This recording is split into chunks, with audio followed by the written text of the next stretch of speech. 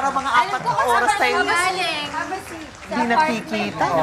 Nanggaling din ng apartment, no? Ngayon, nasa ano tayo, mansyon. Mansion ni Kuya. Kahapon, nasa apartment lang. First time ako dito. Ganda, di ba? Sabi ba? O sige, join us din, Dok, kung gusto mo. Ayan, ano bang pag-uusapan natin this morning?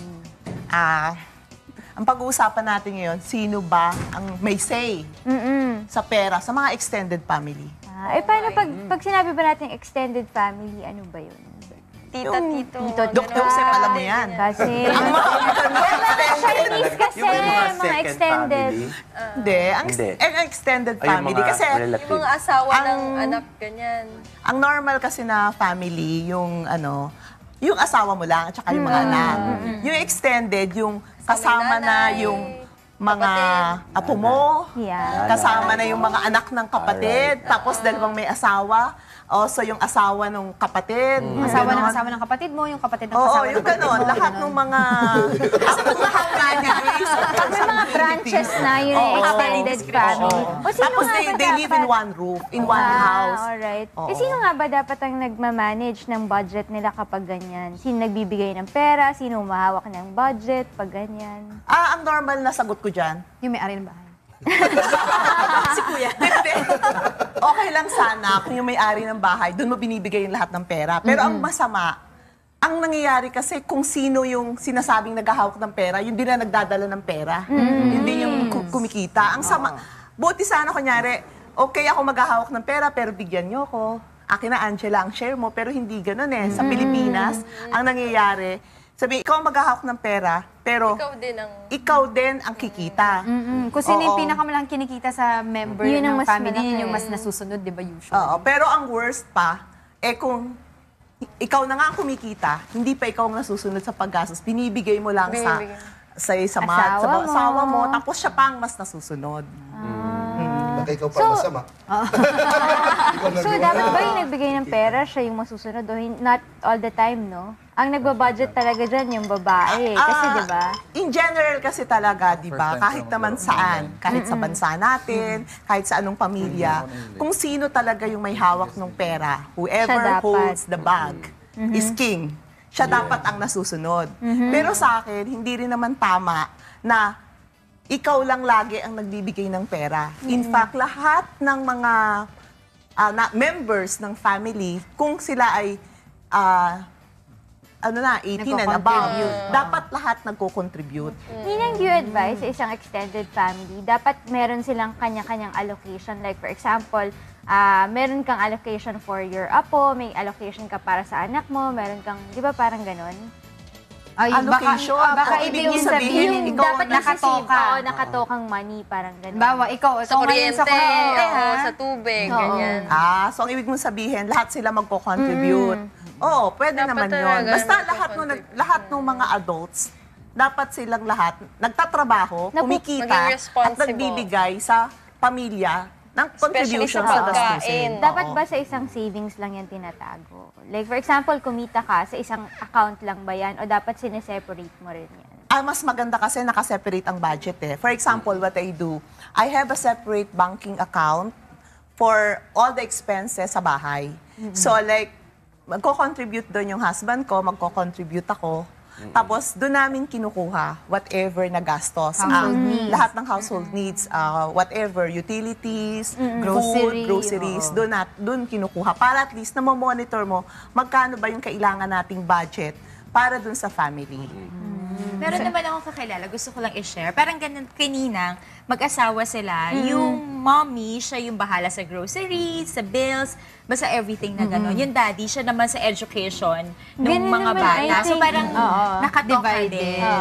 Maganda yon, maganda yon. Kasi kami actually parang ganyan din.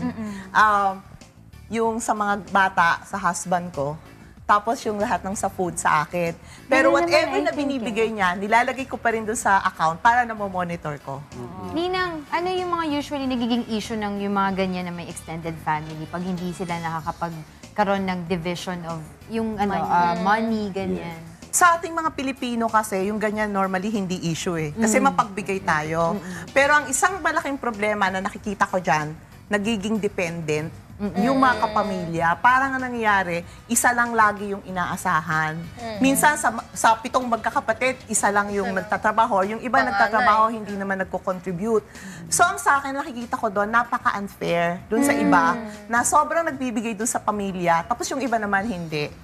Actually, dito talaga sa Pilipinas, uso yung Uso-uso, extended oo. family. Kasi sa ibang bansa, like sa US, di ba? When Once you you reach reach 18, dapat you're out of the house, Oo. di ba? Pero Pag dito ganun. kasi family-oriented tayo na we all Dependent. want to be to be with each other. Kung anong meron Kasi yung isa, masaya ibigay sa pag isa, ako hindi ako madami. naniniwala doon eh. Talaga. For example, if it's a basic need, pagpapadoktor, okay, tulungan mo kung wala yung kapatid mo. Pero yung luho, hindi mo na dapat sagutin. Correct. At saka talagang, yung nagkumikita, siya yung may right na, siya yung dapat marangya yung buhay, siya yung makapag kung anong gusto niya, makabili ng kotse. Like for example ako, kung meron akong sibling na hindi makabili ng kotse, mag-jeep ka. Yeah, turuan mo. Bakit mo siya ibibili ng kotse? Luho na yun eh. Yeah. 'Di ba? But of course, kunyari may sakit, pwede mo nang tulungan.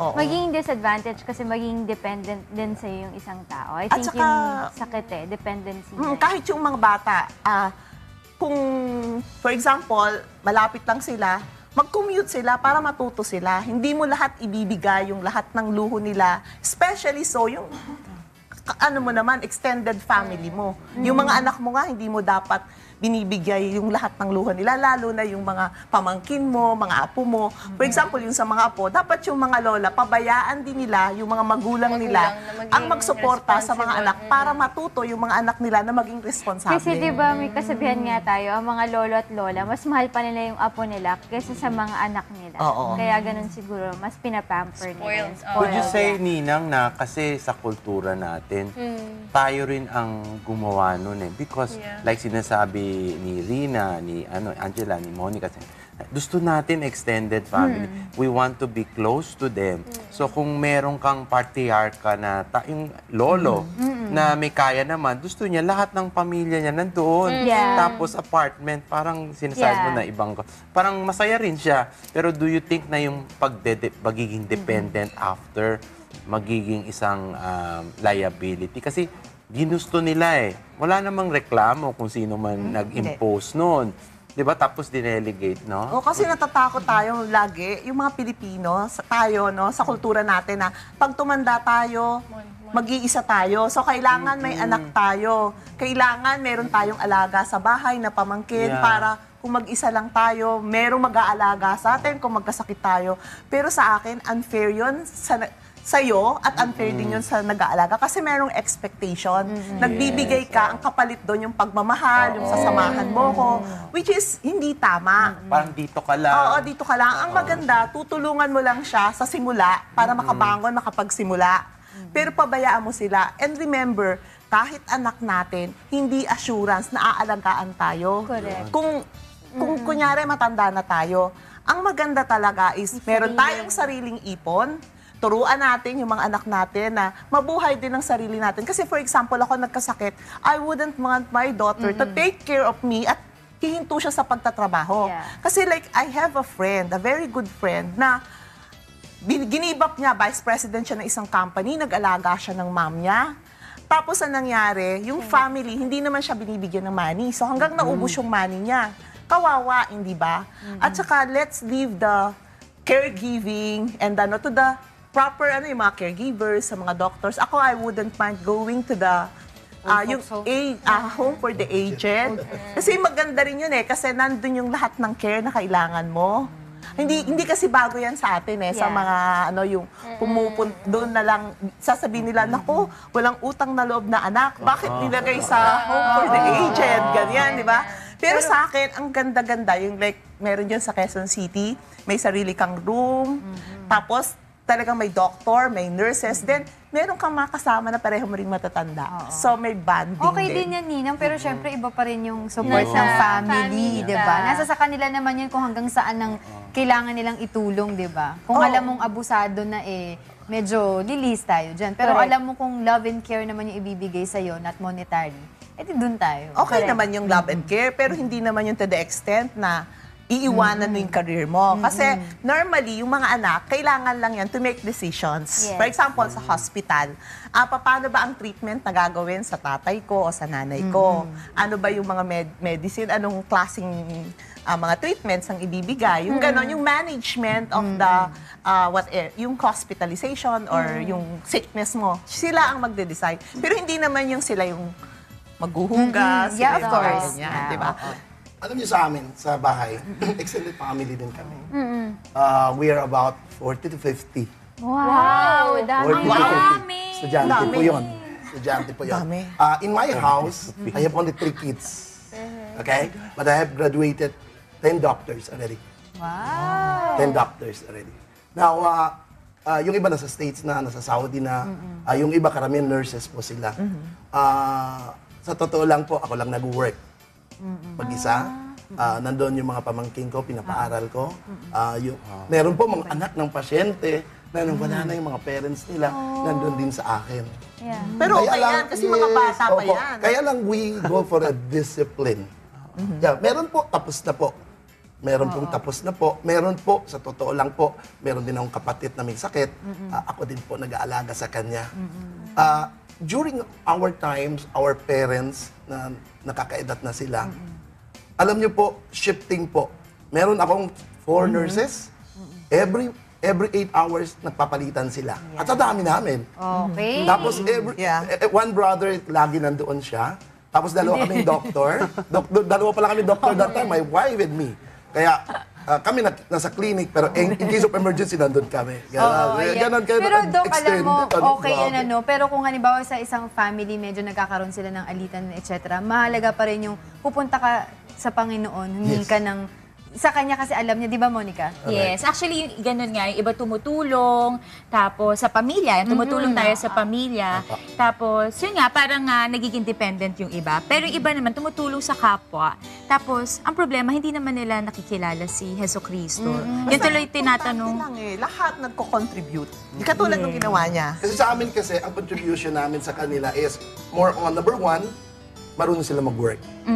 Okay? Kasi kailangan alam nila yung household lahat. Magluto, maglinis and everything. Even though may katulong po ako, pero nang inaano, kasi kailangan alam nila yun eh. Tapos may curfew hour kami. Kapag estudyante po sila, bawal ang boyfriend, bawal ang girlfriend, crush lang may po mga pwede. rules, oo. Pagkatapos, after all, kapag may asawa na sila, that's the time mag-out na sila sa bahay. Most of them are professional. Marami nasa bahay ko pa rin. Kaya masaya po kasi sa bahay. Kaya lang napansin ko lang po, sa tagal ko po tumutulong sa kanila, nakita ko ang Diyos nagbe-bless pa rin sa akin much more. Grabe ang bless.